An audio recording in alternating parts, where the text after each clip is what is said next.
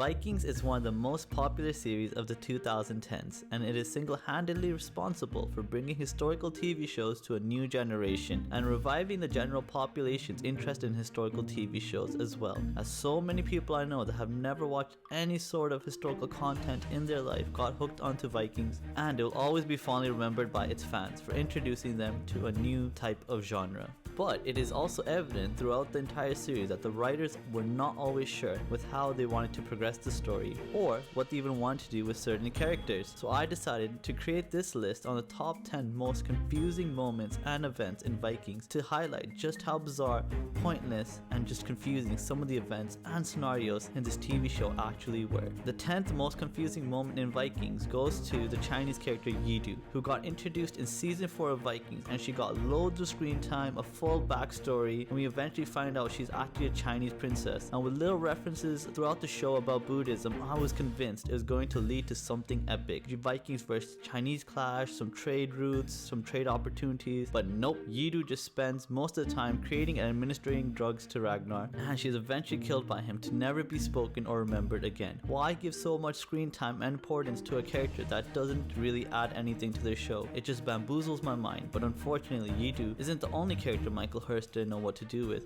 As we can see with number 9, we have Magnus, Ragnar's fake son, or his Jesus baby as he is referred to by Ragnar, since he never had sex with his mother, so there is no way he could have been Ragnar's son. But after this reveal, which shocks King Egbert and sees him forced to leave the kingdom, he is placed again on our screen and given loads of screen time, and is a topic of regular discussion amongst Ragnar's family. There's so many underlying theories to what Magnus's real goals were. There's a lot of discussion about did he want revenge against Ragnar's family, if he was going to be honest and loyal, or if he was there to betray them. There's just so much mystery about him, which eventually led to him running against a stone wall and getting shot with an arrow, and never ever being mentioned again. I ask again, why introduce and remove a character in such a short span of time if they don't really add anything to the plot or mean anything to the viewers? And at number 8, we have the events leading up to Lagatha's death.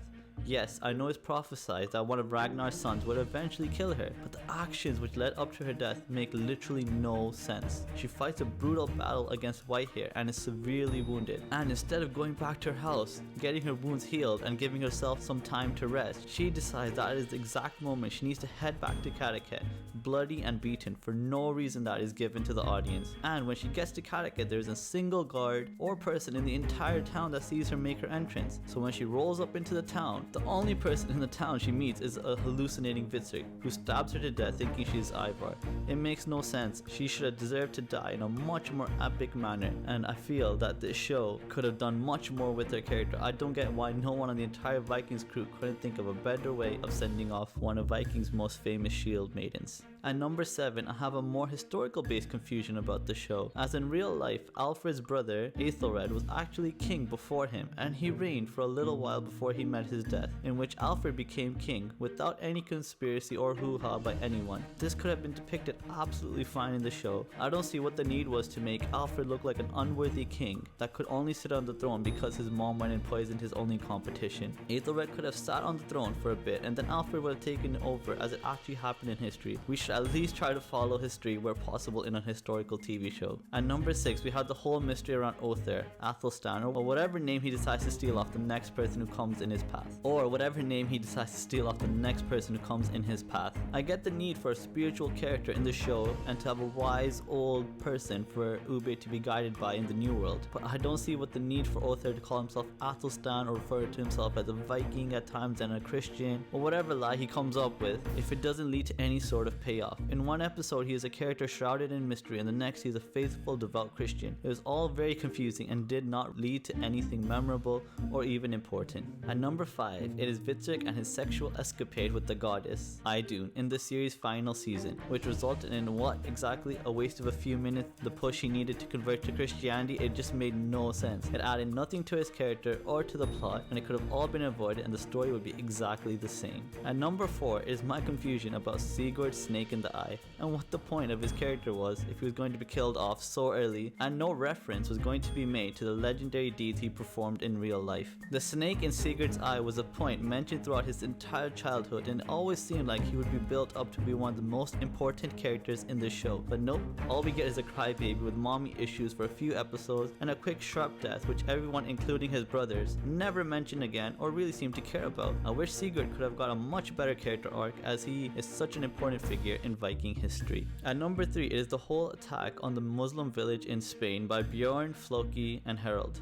and the introduction of Islam in the show. This could have been such a fantastic addition to the show, as Bjorn was well known for his battles in the Mediterranean, but all these adventures in the Mediterranean and Floki's interest and fascination with Islam led to nothing. Why introduce a new religion and culture into the show for only one episode if it's never going to be mentioned again and none of the characters have any change or development due to these events? It just was unnecessary, and it was very poorly utilized as well. The second most confusing moment in Vikings goes to how were Ivor and Wizard let back into Kattegat after betraying them in season 6 without any consequences or any major concerns. These two were directly responsible for the death of their king Bjorn, and would have also been responsible for killing hundreds if not thousands of loved ones and relatives of people living in Kattegat. But they are given court with King Harald instead, met with limited hostility from the locals on their arrival, and within a span of a few days, Ivor has recertified himself as leader of Kattegat. The fact that these two could walk into a village where they were responsible for the death of hundreds of people and walk away without one threat or assassination attempt is just mind-boggling. No loyalty in Kattegat should be their motto. And the most confusing moment of all time in Vikings for me is Ivar's death. It's one of the most unimpressive, lackluster deaths for such a major and larger than life character